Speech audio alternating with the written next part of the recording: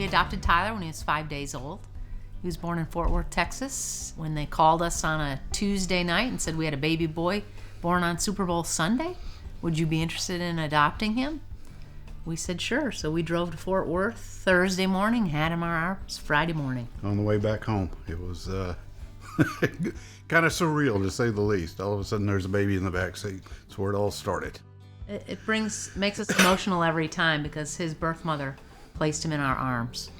And she was happy and felt very blessed that she found the right family she felt in her heart for Tyler, and for her to give him to us and trust us to raise this 5-day-old child was pretty emotional.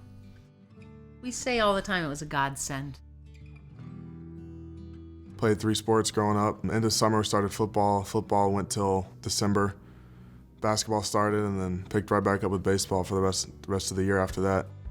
He was bouncing a ball when he was 2 years old, riding bikes, skateboards, scooters. He was riding a two-wheeler at 2 years old. 2.5. Up and down the street, chasing him, and so he's always been a very active child.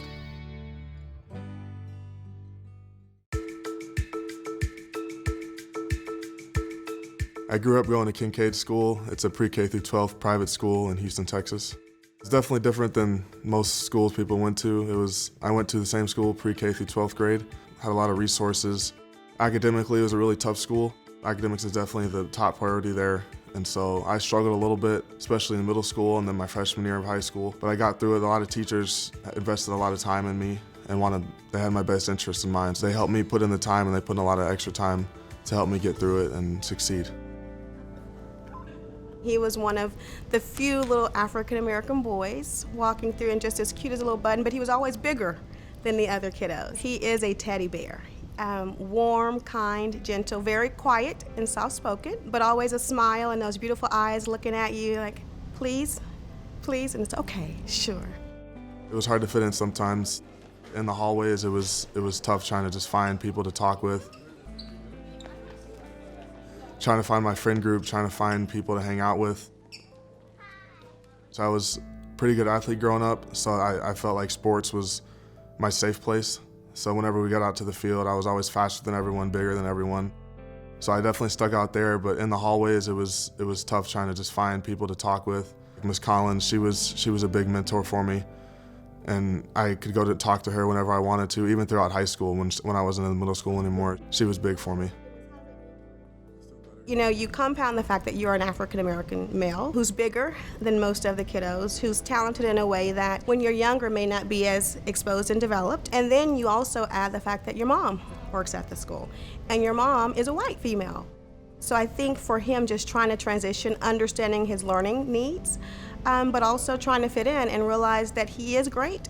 And sometimes it's hard to recognize your own greatness when others are not recognizing it with you. I've been there 30 years, so I've seen Kincaid grow from a small elite community to trying to become more diverse. Yet I thought no matter where we sent him, private school, public school, that there were going to be some kids who just needed to adjust. But I felt at Kincaid, knowing the other teachers, faculty members, facility members, that's kind of a close-knit family, that I felt they could help me take care of him and work his way through adolescence. If I messed up in the classroom, did bad on a test, she was the first one to know. She would know before I knew. Then again, it was nice to have her just in case I needed to talk to her and needed something. His confidence level grew, I think. I feel like his freshman year, and just became the outgoing young man that he is. Which is another reason why I wanted him at the Kincaid School with me, so that I could see him grow each day. We always knew from day one that he was special. For God to place him in our arms, into our family, whether it was athletics, mingling with people, he has a heart for the underprivileged, for the homeless, for kids with special needs. And you could see that at Kincaid when people were admiring him and looking at him as different because of the color of his skin, but also as tall, as a male. And for me, it was special because he was gonna help change kids. He was gonna help teach them that this is what the world is all about. And he did that on a daily basis. And a lot of times when you're a working parent, you can't get to all of their activities. So that was a blessing to see him blossom. I would get on Tyler because he's always so quiet. So when people would do something that was unkind or disrespectful, he wouldn't say much. He would just allow it to happen. And I would tell him, show him on the court, show him on the field. That's how you get him back. Because I know you don't want to get in trouble. So make it count when it counts. From a football standpoint, his junior and senior year, he was dominant. And we always knew he was going to be dominant. I'm not sure Tyler always knew that. But once the light switch went off, he was dominant in practice and in the games. And that was the biggest thing that, he had to learn to be dominant in practice, which would carry over to the football field on Friday nights. I think once I got older too, I was more comfortable with who I was, just by trying new things, playing sports, playing the bass. And it was just nice to be able to do different things and meet new people, and I kind of felt more comfortable as I got older. But it was more than that, just trying to be a leader in high school and realizing that I had a voice. Like junior year, senior year, people looked up to me, and I think junior year really clicked for me that I needed to speak up more, and I really had a future to play college sport.